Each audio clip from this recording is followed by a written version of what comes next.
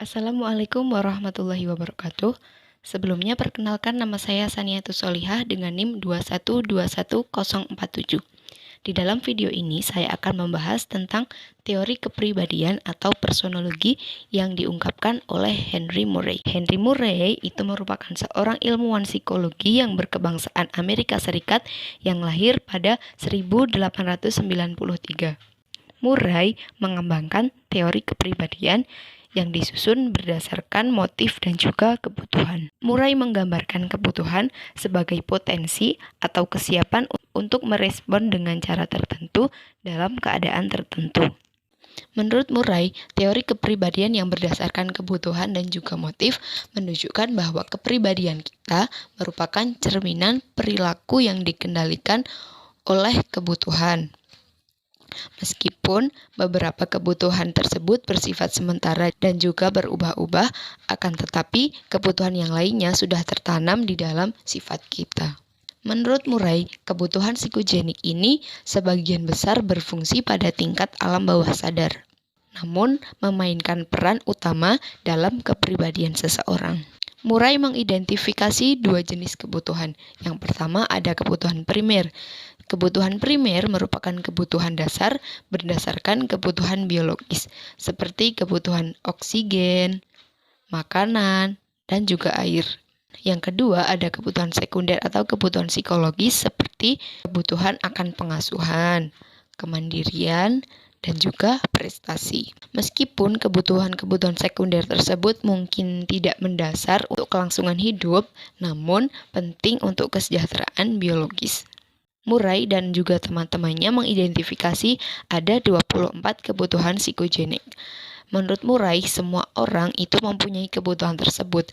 Akan tetapi, setiap individu cenderung memiliki tingkat tertentu dari setiap kebutuhannya. Artinya, satu tingkat kebutuhan unik itu pasti dimiliki oleh setiap individu yang berperan dalam membentuk kepribadian individu tersebut. Dari ke-24 teori psikogenik tersebut, dalam video ini saya hanya akan membahas beberapa sebagiannya. Yang pertama ada kebutuhan ambisi. Kebutuhan ambisi ini berkaitan dengan kebutuhan akan prestasi dan juga pengakuan orang lain.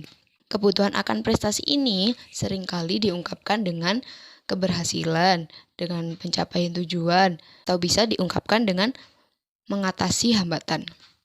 Kebutuhan akan pengakuan dipenuhi dengan memperoleh status sosial dan menunjukkan prestasi. Terkadang, kebutuhan ambisi bahkan melibatkan kebutuhan untuk dipamerkan kepada orang lain atau keinginan untuk mengejutkan dan juga menggetarkan hati orang lain. Yang selanjutnya ada kebutuhan materialistis. Kebutuhan materialistis ini berpusat pada perolehan, konstruksi, ketertiban, dan juga retensi. Kebutuhan tersebut diselesaikan dengan memperoleh barang-barang seperti membeli benda-benda material yang kita inginkan. Dalam kasus lain, kebutuhan ini memaksa kita untuk menciptakan hal-hal baru. Memperoleh dan juga menciptakan barang baru merupakan bagian penting dari kebutuhan materialistis. Begitu pula dengan menjaga benda dan juga menatanya. Lalu, bagaimana materialisme ini dapat menimbulkan konsekuensi finansial kebutuhan tenaga? Jadi, kebutuhan kekuasaan atau tenaga itu cenderung berpusat pada keinginan untuk mandiri serta kebutuhan untuk mengendalikan orang lain. Di sini Murray percaya bahwa otonomi adalah kebutuhan kuat yang melibatkan keinginan untuk merdeka dan melakukan perlawanan. Kebutuhan kekuasaan utama lainnya yang ia identifikasi mencakup sikap merendah atau mengaku dan juga meminta maaf. Kemudian agresi atau menyerang atau mengejek orang lain, dan juga menghindari menyalahkan atau mengikuti aturan dan juga menghindari kesalahan.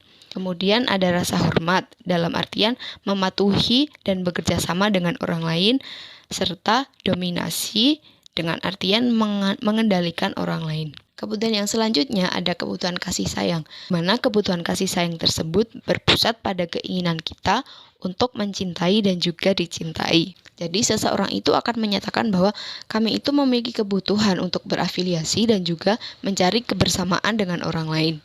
Bahkan pengasuhan atau kepedulian terhadap orang lain juga penting untuk kesejahteraan psikologis.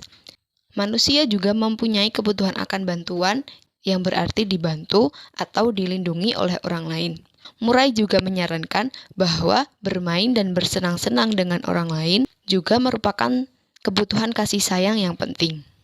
Meskipun sebagian besar kebutuhan kasih sayang tersebut berpusat pada membangun hubungan dan koneksi, akan tetapi Murray juga menyadari penolakan bisa menjadi suatu kebutuhan karena menjauhkan orang dan menciptakan batasan juga merupakan bagian penting dalam menjaga kesehatan mental. Dari hubungan yang tidak sehat bisa menjadi kerugian besar bagi kesejahteraan seseorang. Jadi, mengetahui kapan harus meninggalkan hubungan bisa menjadi hal yang penting untuk kesejahteraan mental kita. Yang selanjutnya ada kebutuhan informasi. Kebutuhan informasi tersebut berpusat pada perolehan pengetahuan dan berbagi dengan orang lain. Menurut Murray, manusia memiliki kebutuhan bawaan untuk belajar lebih banyak tentang dunia di sekitarnya. Murray menyebutkan perlunya mencari ilmu dan bertanya sebagai kesadaran. Selain dengan menimba ilmu, ia yakin masyarakat juga membutuhkan eksposisi. Dia menggambarkan eksposisi sebagai keinginan untuk berbagi apa yang telah mereka pelajari dengan orang lain. Penelitian terkait kebutuhan psikogenik Murray telah diteliti secara ekstensif. Misalnya, penelitian tentang kebutuhan akan prestasi mengungkapkan bahwa orang yang memiliki kebutuhan akan prestasi cenderung memilih tugas yang menantang untuk dirinya sendiri. Studi lain juga menemukan bahwa orang yang memiliki kebutuhan afiliasi yang tinggi cenderung memiliki kelompok sosial yang lebih besar dan menghabiskan lebih banyak waktu dalam interaksi sosial. Mereka juga lebih mungkin menderita kesepian ketika dihadapkan pada sedikit kontak sosial. Kemudian Murray menggunakan kebutuhan psikogenik tersebut untuk mengembangkan sebuah tes apersepsi tematik atau TAT, yaitu merupakan sebuah alat yang digunakan untuk menilai kepribadian berdasarkan asumsi bahwa kebutuhan psikogenik tersebut dapat dilihat dari stimulus eksternal. TAT tidak terlalu dapat diandalkan, akan tetapi tes tersebut dapat digunakan untuk mengetahui kebutuhan psikogenik dasar yang dimiliki oleh seorang individu. Jadi, dari teori kepribadian yang diungkapkan oleh Murray, ia telah berkontribusi pada pengembangan tes kepribadian modern. Sekian yang bisa saya sampaikan, kurang lebihnya mohon maaf. Wallahu yuwaffiquna ila ma huwa ridha. Wassalamualaikum warahmatullahi wabarakatuh.